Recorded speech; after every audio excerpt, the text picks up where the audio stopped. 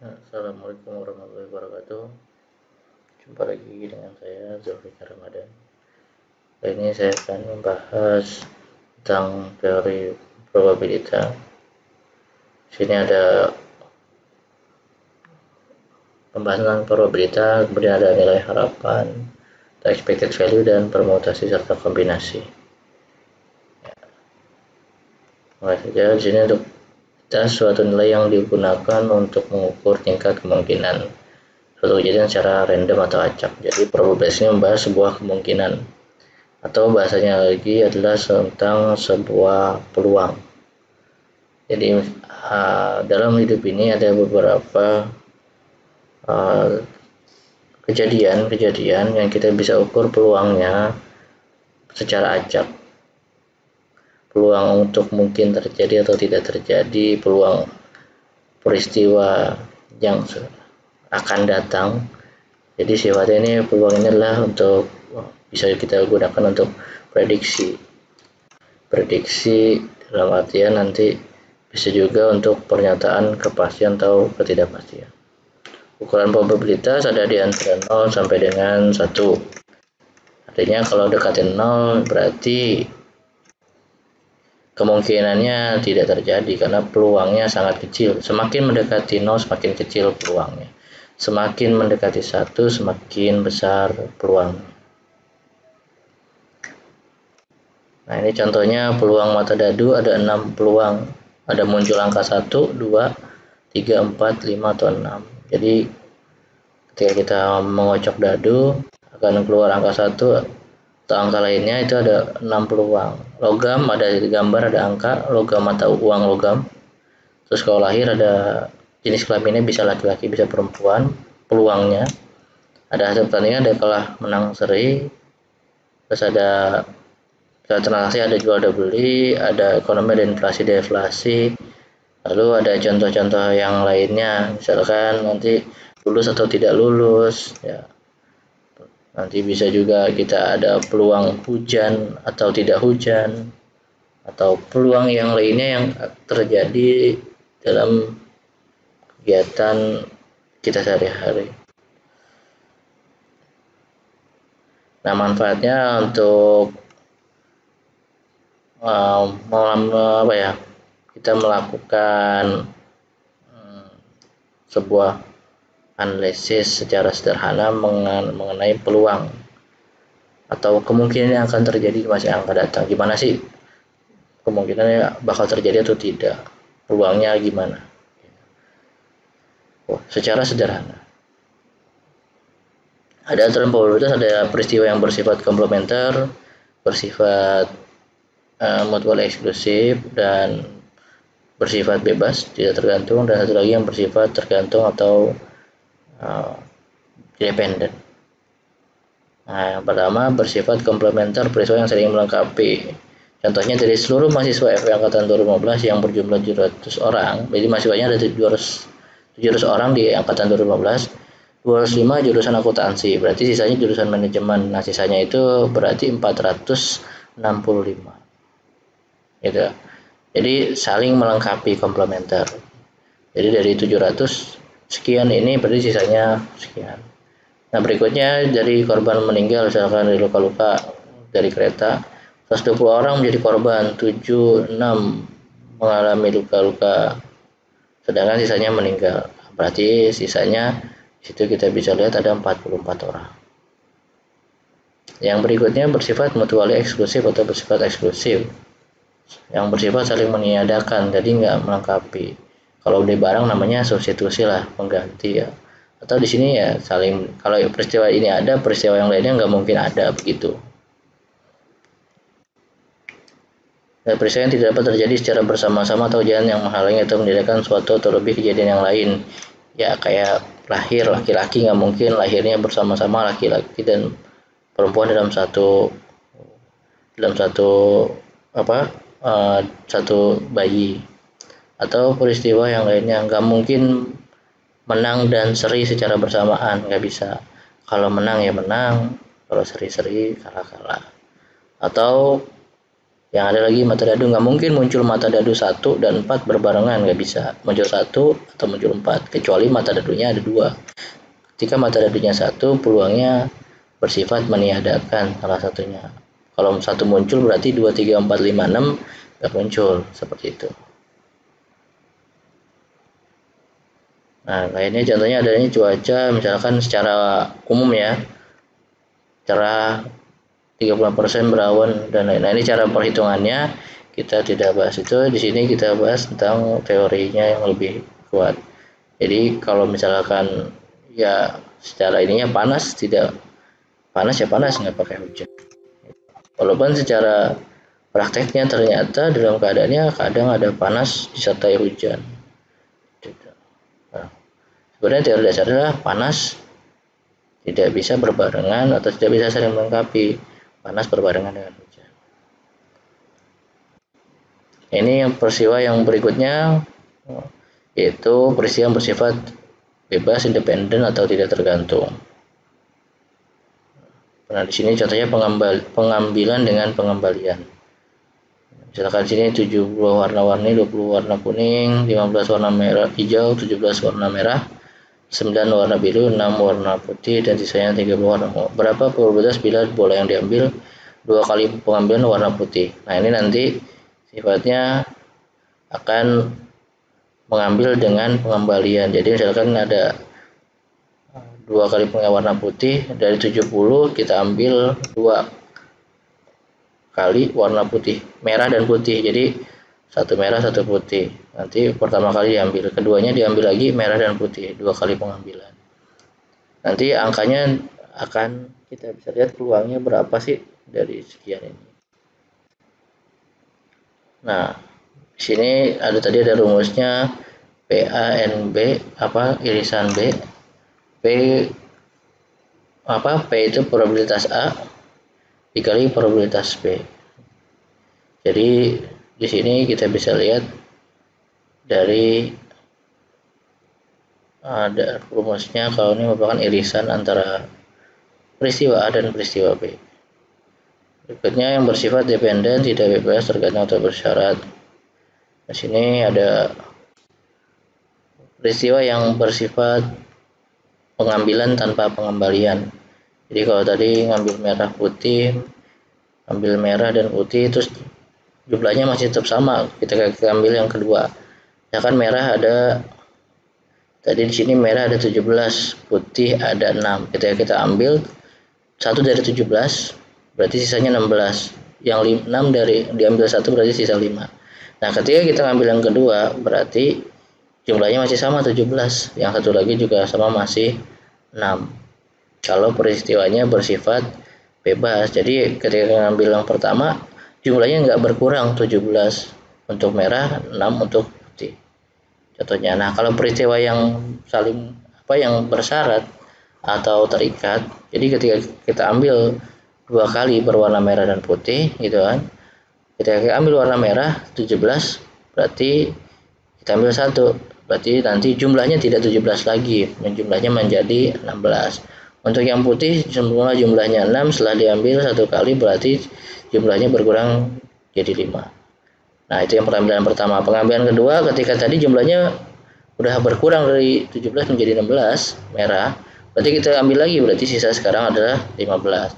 Untuk yang putih tadi sisa 5, kita ambil lagi, berarti sekarang bersisa 4. Jadi bedanya ketika peristiwa bersyarat atau yang independen itu jumlahnya berkurang untuk masing-masing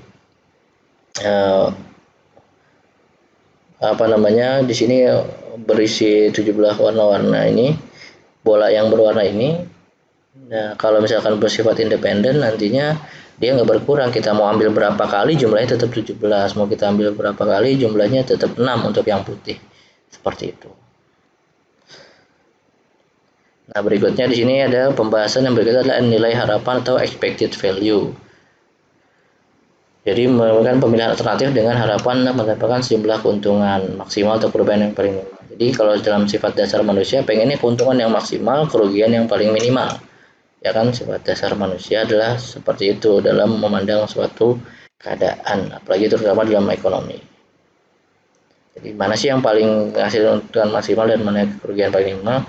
Kita lihat dari nilai sebuah harapan. Nah, ini rumusnya adalah probabilitas dari XI dikali XI. Berikutnya kita lihat contohnya, pengusaha kan buka cabang di kota Jakarta dan di Bandung. Jadi dia pengen milih nih, nanti mana yang lebih menghasilkan keuntungan lebih maksimal dan kerugian yang minimal. Itu dia buka di Jakarta atau di Bandung. Nah, di sini dicontohkan dia buatkan perhitungan dengan teliti. Kalau di Jakarta dapatnya penghasilannya 4,5 juta. Probabilitasnya atau kemungkinan peluang mendapatkan 4,5 juta ini adalah 57%. Kalau gagal berarti sisanya ya 43%, 100 dikurang 57% tadi. Maka akan berita kerugian sebesar 2,2. Nah, berikutnya kalau bukan di Bandung 68%, untungnya 5,5, lebih besar memang dari Jakarta. Dan dia peluangnya juga besar 68%, kalau di Jakarta dia 57%. Apabila gagal minta kerugian 1.550 atau mendapatkan 32% kerugian sebesar 1.550. Nah, mari kita coba perhitungkan hal tersebut. Oke. Jadi ada 57%. Ya. 57% dari 4.500.000. Nah, berikutnya berapa sih 57% dari 4.500.000? Silahkan ini kita bisa hitung melalui, Anda bisa gunakan kalkulator atau bisa gunakan perhitungan secara manual. Hasilnya adalah 2.565.000. Untuk keuntungan yang didapat di Jakarta, dengan peluang 57% akan didapatkan sekian. Berarti sisanya adalah 100 kurang 57%. Ya. Berarti ada berapa? 43%. Nah, tadi peluang gagalnya adalah, kita lihat peluang gagalnya adalah 2.200.000. Ya, tadi untungnya 4.500.000, 57%. Oke, kembali lagi. Sini berarti 43% kali 2.200.000. Ya, seperti itu. Maka hasilnya akan kita peroleh adalah 900.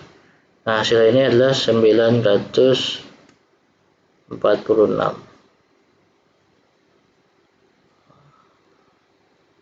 Oke ya.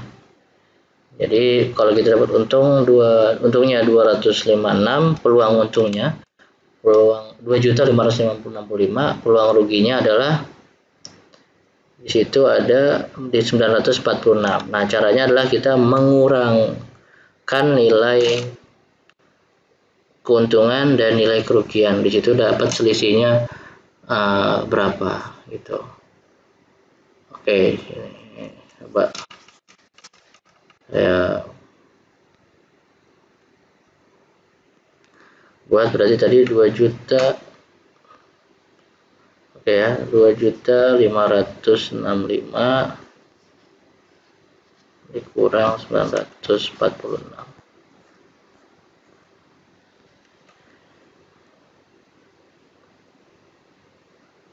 Maka totalnya 1.619. Nah, ini yang didapat maksimal dari membuka cabang di Jakarta, 1.619. Bagaimana dengan yang di Bandung? Di sini ada di Bandung kita bisa lihat ada 68%. 68% di sini dengan keuntungan 5.500.000 dan 32% dengan kerugian 1.550.000. Ya. Oke.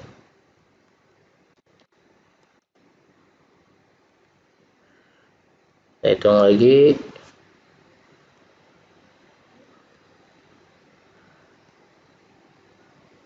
Berikutnya adalah 68% dikali 5.500.000 ya.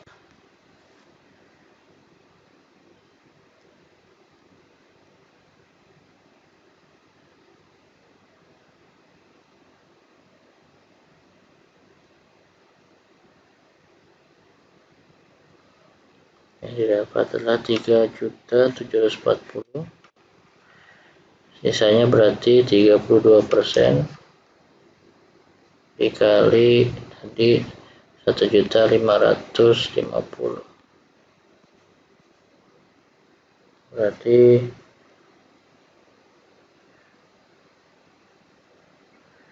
496. Nah, tinggal dikurangkan saja 3.740 dikurang 496. Maka akan didapat di situ angkanya 3.200.000 ya. 3.244. Kalau tadi dapatnya kan untuk yang di Jakarta 1.619, kalau di Bandung 3.244. Berarti peluang lebih besar adalah ketika kita membuka cabang di Bandung. Oke, jadi pilihannya di kota mana pengusaha tersebut membuka cabang, yaitu di kota Bandung. Nah, berikutnya adalah permutasi dan kombinasi. Di sini kita bisa melihat ya, kita lihat dari pelajaran yang sebelumnya ada di sekolah menengah. Di situ ada namanya permutasi dan kombinasi, bagian dari analisis faktor. Jadi faktorial nanti penggunaannya.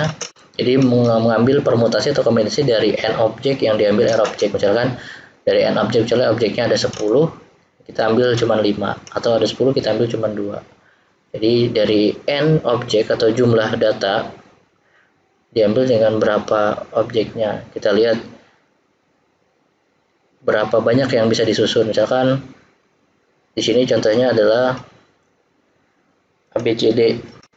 Kalau kita cuma ngambil 2, berapa banyak sih susunannya? Misalkan dari 2 huruf doang ya, AB, AC, AD, terus BC dan BD, lalu CD. Berarti seharusnya ada AB, AC, AD, BC, BD, dan CD. Nah, berarti ada 6 susunan secara acak. Kalau 3 berarti ABC, ABD, gitu ya, BCD, seperti itu.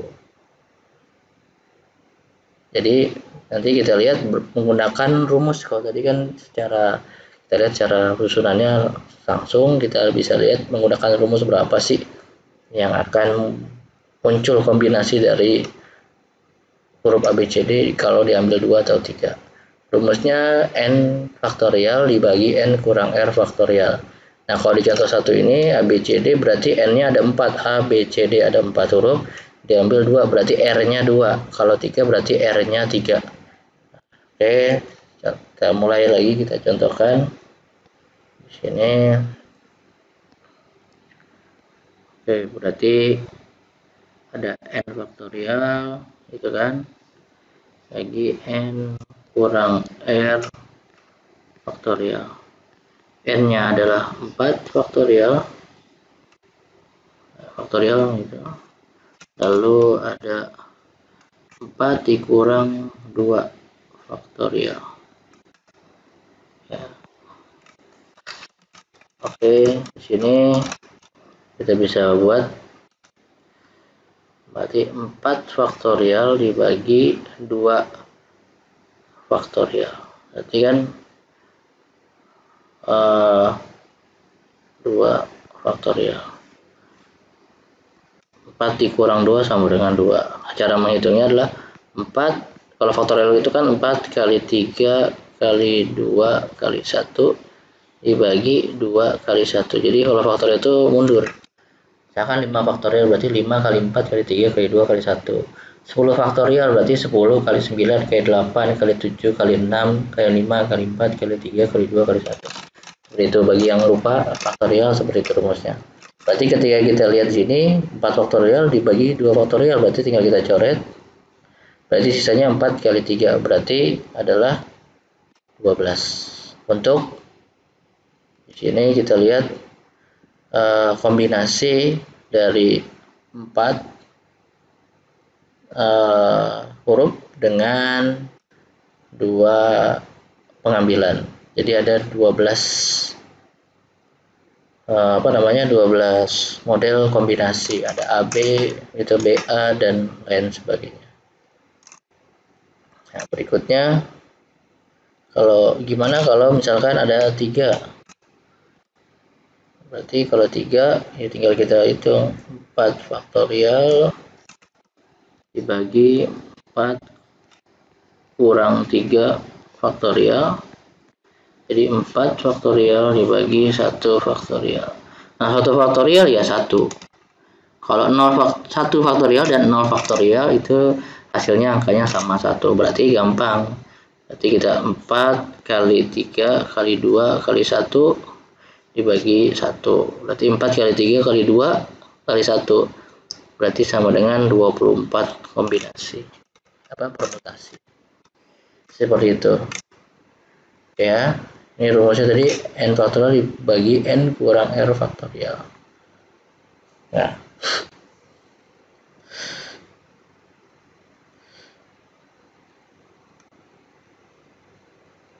oke, berikutnya di sini adalah kombinasi dari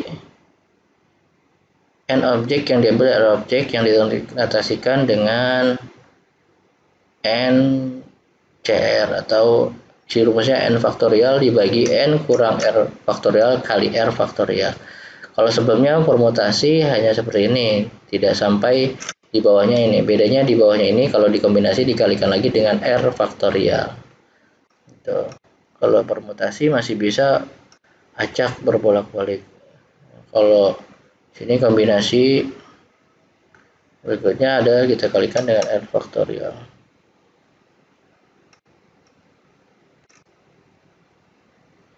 Jadi kalau permutasi tadi ada AB, AC, AD, BA, CA, DA, dan bisa diputar balik.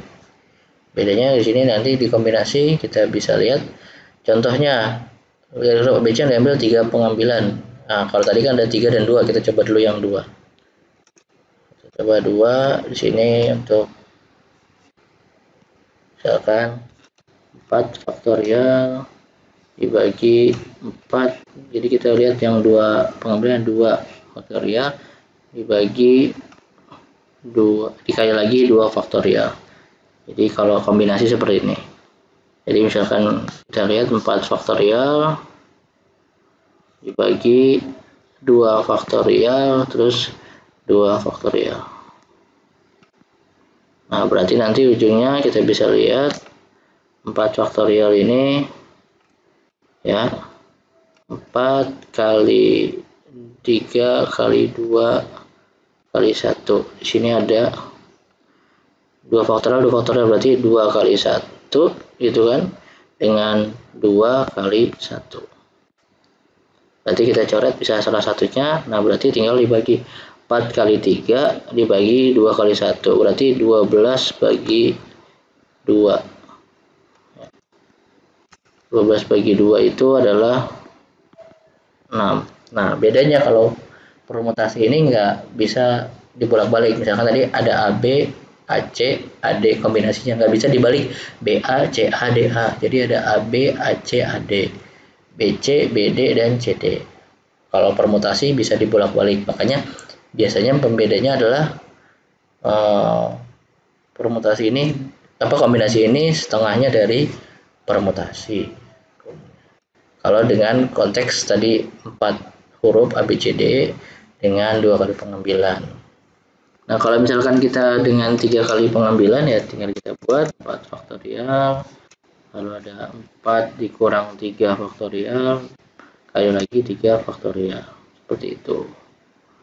Nanti 4 faktorial dibagi, nah 4 kurang 3 adalah 1 faktorial dikali lagi 3 faktorial.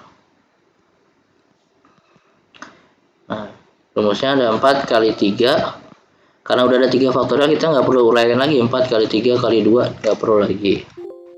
Jadi kita perlu di sini adalah langsung saja ketika kita tahu ada 3 faktorial atau ada angka di bawahnya yang mendekati, kita tinggal sebutkan faktorialnya saja.